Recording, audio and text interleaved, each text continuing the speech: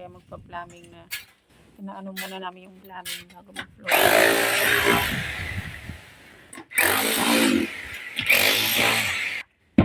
Magkadugtong pala to? So yan, opo. Magkadugtong yan kasi parang yan yung filtrap niya. 'Di ba? O hindi nawawala ng tubig. Kasi pampigil yan sa amoy. So yan po siya. Ang lalim po niyan. Yan. So ngayon po, ang solution po kasi yan. Kasi ano po talaga yan. Hindi maano na magbara. Kasi nga dyan din yung takbo ng tubig na galing sa may lababo. So kahit naman po anong ingat natin, meron pa rin po talagang langis which is nagbubuo-buo nga at yung sibo. Saka na yun nga. Pag pumasok po kasi dyan, hindi naman po kasi yan may sariling ano yung sibo na gaganon, aakyat pa ganon bago lalabas doon. So kaya po ang tendency nagbabara po talaga. Kaya ang solusyon ko dyan para po hindi naman ano sa kliyente ko kasi ito dito kasi nakaano na to baga naka-flooring. Ilalagyan ko siya dito ng manhole pa rin. Butas.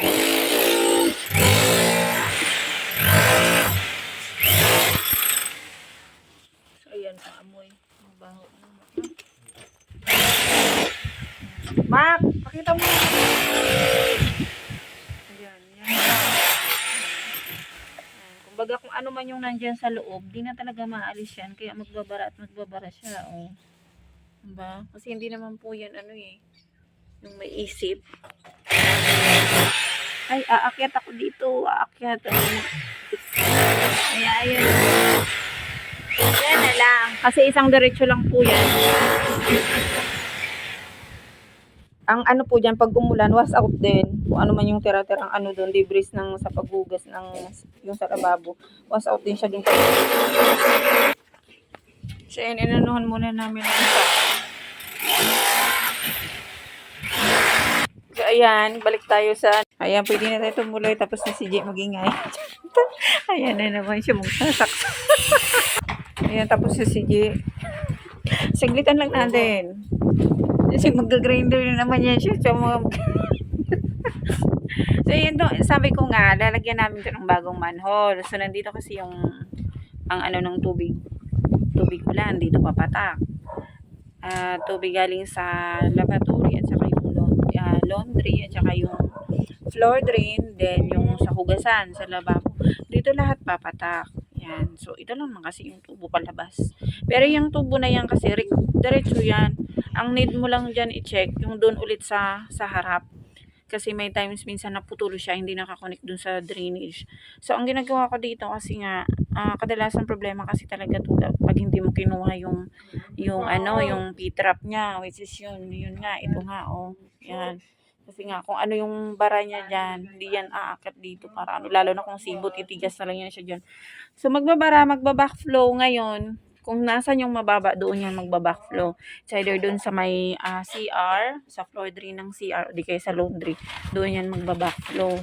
So, ang ginawa ko dito, hindi ko na ngayon tinatanong yung kliyente kung kukunin pa ba namin o ano. Kasi nga, yung iba, hindi talaga, nung dati, tinatanong ko sila, ayaw nilang ipatanggal yung P-trap kasi nga, ang amoy nga ng drainage, papasok talaga sa loob. Which is, minsan nangangamoy pag nasa CR, pag nakalipat yung CR, umaamoy dun sa CR, talagang sumisingaw po siya. Tested na namin yan dun sa dati naming client. Tapos yun nga, ang magiging ano talaga, ang inano na lang namin talaga ngayon, alisin si P-trap, then pagdating dun sa harap, huhukay ulit kami para hanapin yung, di ba hinahanap naman namin siya kung nakadugtong o hindi. So, ang ginagawa na lang talaga namin, pinuputol na lang talaga namin doon. Puputulin namin siya na nakakonect sa drainage, then gagawa ulit ng manhole. So, parang doon papatak. Doon sa labas, doon na siya magsisingaw yung amoy ng drainage. Hindi na dito papasok sa loob. Ito kasi isang diretso yan 4 yan Hindi yan basta-basta babara. Yan, pwera na lang yan pag nahulugan ng kung ano-anong bagay, syempre, di ba? So, ayan. So, i-check naman namin yan doon sa harap. Doon. Bubusan ko yung floor drain, laundry, lababo, tapos titingnan natin kung diretso dun yung daloy sa harap. Yun yung checking namin. So, ito na po. Ito na yung aming ang 8 days. So, yan, inaano na namin yung lupa. Kasi, pinapantay na. Sisiksik tapos saka kami lalatag ng bakal. So, yun. Maglalatag ng bakal at saka magpo-flooring. Bali, ito dito nakaano siya, nakababa ng konti, nakadrop. Yun yung tamang term. Nakadrop siya dito ng konti kasi nga yun yung maging part. So ito bali ang level ng lupa nito hanggang dito ay ng flooring. Iisa lang yan sila. Yan yung dito. Simula dito sa open area hanggang dito. So piniprepare kasi namin lahat, plumbing, water line. Piniprepare na lahat bago mag-flooring. Siyempre, kasi para ready na talaga siya.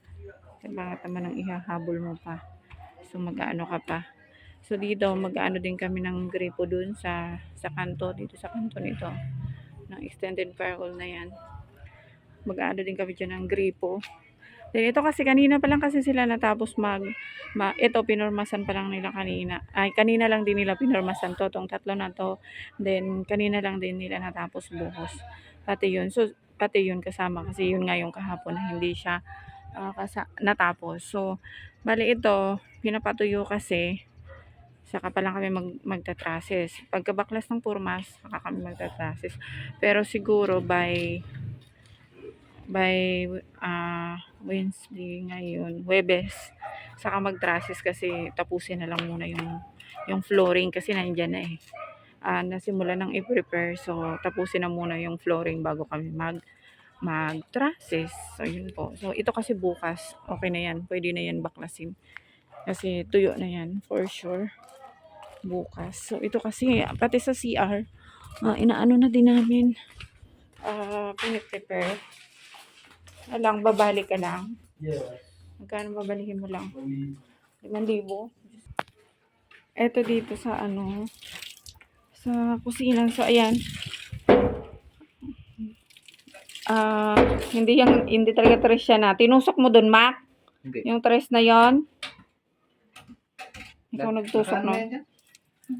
Puking kita yan. Dos lang talaga yan. Floor drain po yan. Tapos ito yung inidoro. Then lavatory. Tapos yan yung mga nakita yung may uka na yan sa pader. So para yan sa water line.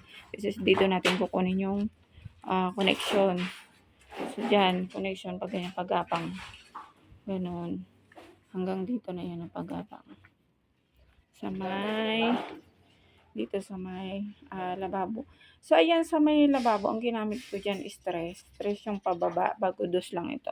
So, pwede naman kasi ito, pag just in case mapuno yan ng sibo, pwede naman yung sundutin. So, at least yung pagdadaluyan niya is tres. Bago yung sa kanto. Yan. Para yan sa, yung downspout yan. Tubig ulan at saka yung floor drain.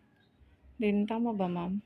Kasi, dyan mo ilalagay yung ref mo.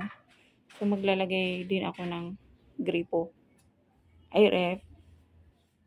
Washing din gripo. Kasi yun, floor drain. Ay, i-correct nyo na lang, ma'am, kung dapat nga ba talaga ako maglagay dyan ng tubig. Tapos, saksakan dyan na isa. Ano po? Sige. So, bali yun po yung aming natapos today.